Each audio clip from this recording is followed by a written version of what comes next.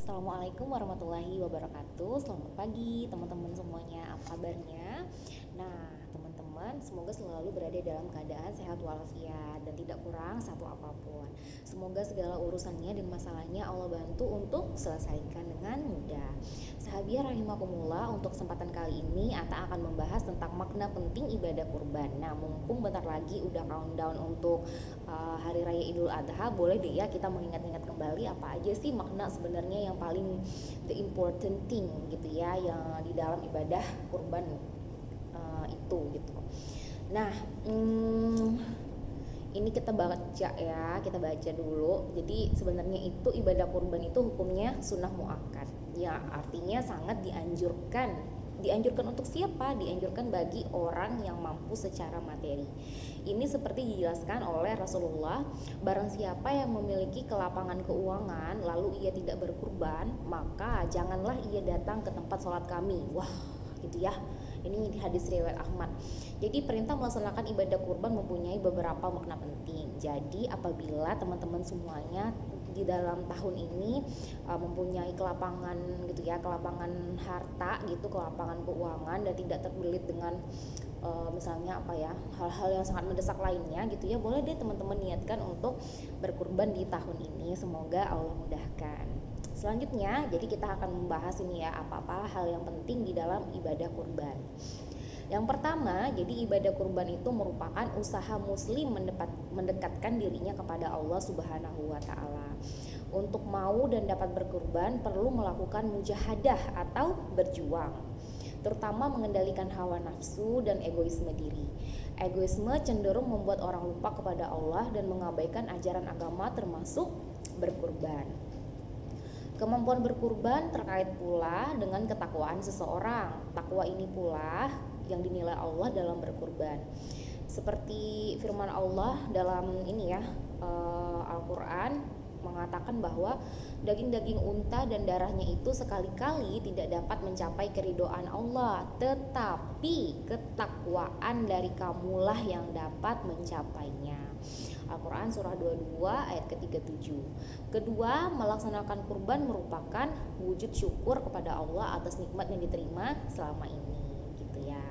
Jadi mumpung apa ya, mumpung misalnya teman-teman lagi dapat uang apa gitu ya, uang arisan atau misalnya memang dari tahun lalu udah niat banget untuk berkorban sehingga ditabung uangnya, jadi bisa deh untuk sekarang diamalkan gitu ya.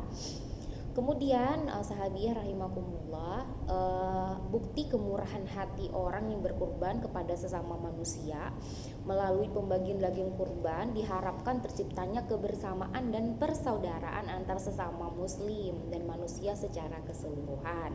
Persaudaraan yang hakiki terwujud ketika manusia saling menyayangi, saling menyantuni, saling memberi gitu kan. Yang kaya memberi yang miskin dan yang kuat membantu yang lemah. Ibadah kurban merupakan salah satu upaya Islam mewujudkan cita-cita ini. Jadi ketika hari raya intinya kan kita kan senang gitu ya, berkumpul bersama para sahabat, para keluarga gitu ya, kerabat-kerabat kita gitu.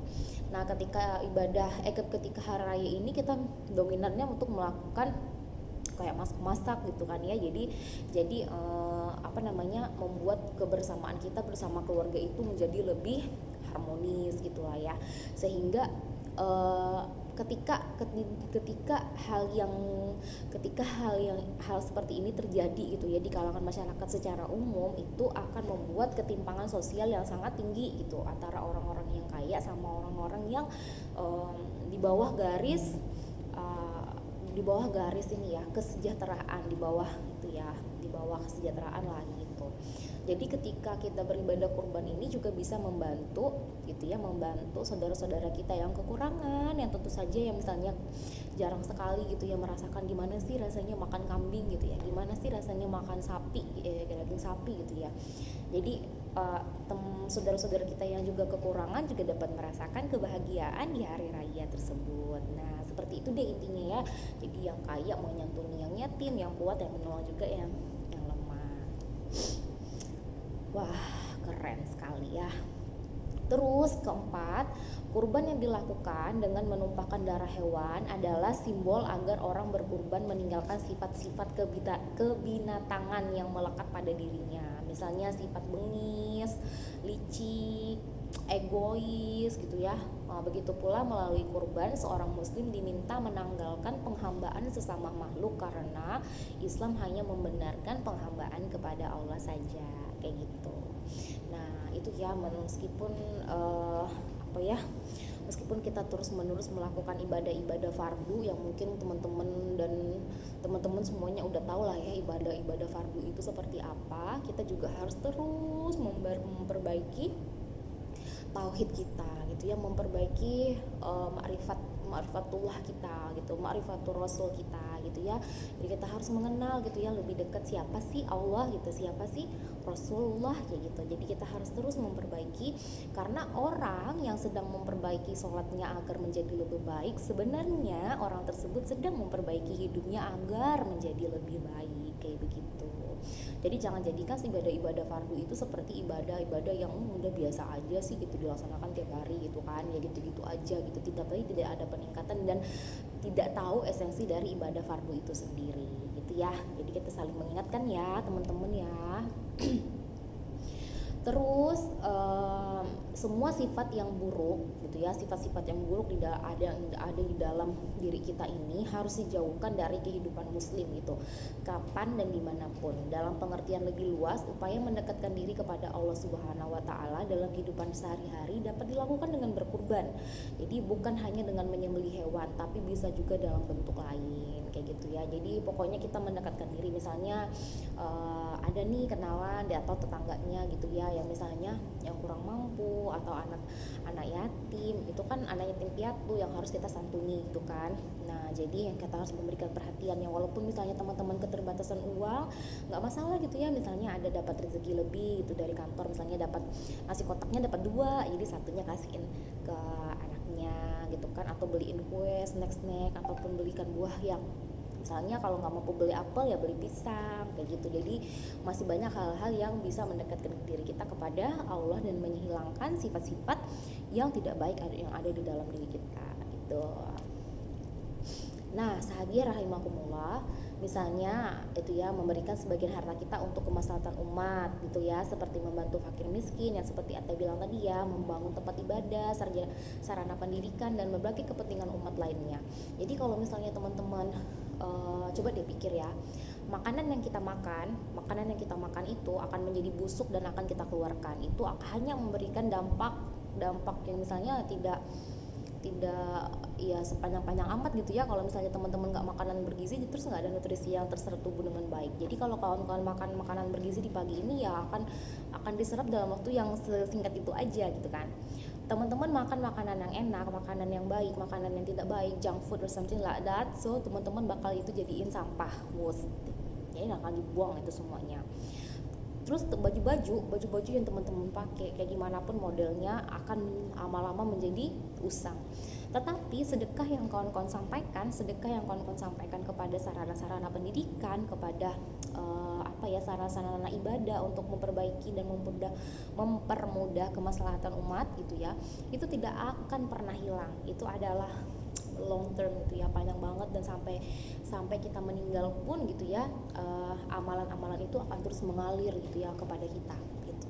Jadi jangan sepelekan gitu ya, hal-hal yang maksudnya yang harus kita tinggalkan setelah kita meninggal itu harus ada, kayak ilmu yang bermanfaat gitu ya, amal jariah kita, kemudian anak yang soleh dan soleha.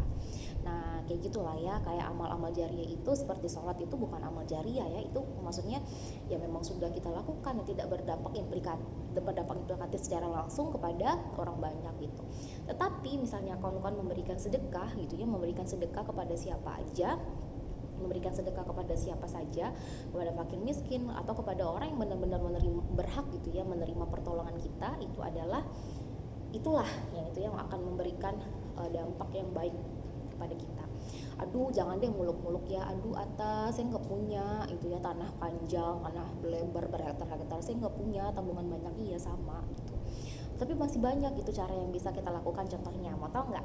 Contohnya misalnya teman-teman punya jilbab gitu ya, untuk yang sahabia ya, kalau misalnya punya jilbab udah kebanyakan banget gitu ya, atau misalnya jilbabnya udah mulai kayaknya udah jarang banget dipakai, daripada nyempil-nyempil di lemari dan itu buat berantak, buat sesak gitu ya lemarinya, ya udah lebih bagus disedekahkan aja.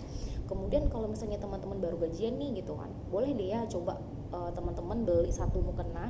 Mukena itu kan sekitar macam-macam deh ya. Kalau misalnya mukena parasut itu yang untuk travel itu harus sekitar 30-an gitu lah ya, 30 50 gitu.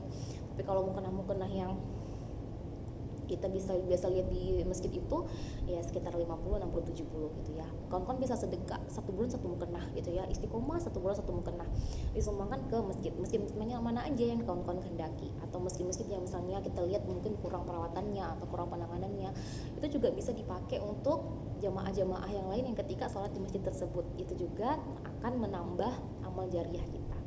Nah kawan-kawan, sahabiah rahimakumullah, benar-benar deh ya, keutamaan gitu ya, keutamaan berkurban ini penting sekali gitu ya, bukan sebagai anjang unjuk diri gitu ya, kurban siapa yang paling gede, kurban siapa yang paling bagus, kurban apa, tapi kembali lagi kepada diri kita gitu ya. Allah yang maha tahu gitu, Allah yang mau tahu niat kita itu dalam berkurban untuk apa, dan bukan sebagus mana gitu ya, sebagus mana hewan kurbannya yang disediakan, tapi kalau kita tidak bisa menghilangkan gitu ya sifat egois kita gitu ya, dan sifat-sifat yang jelek-jelek daripada kita, dengki, hasad gitu ya, tidak bisa kita hilangkan, sama aja gitu ya. Inti dari ibadah berkurban itu tidak sampai dan tidak kita resapi kayak gitu.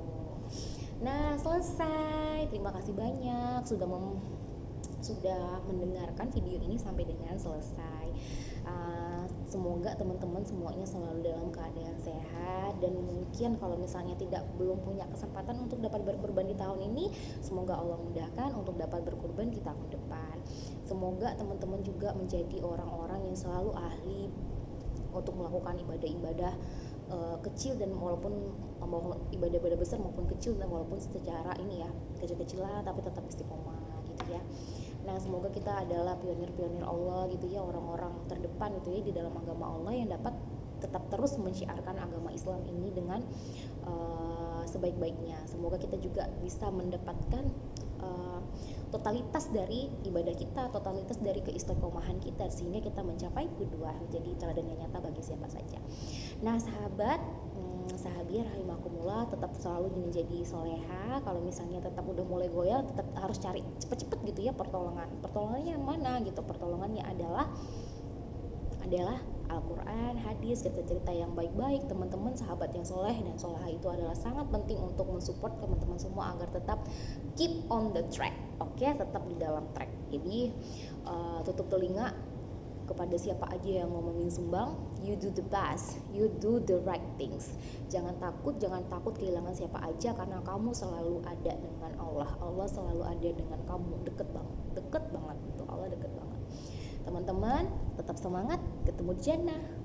Assalamualaikum warahmatullahi wabarakatuh.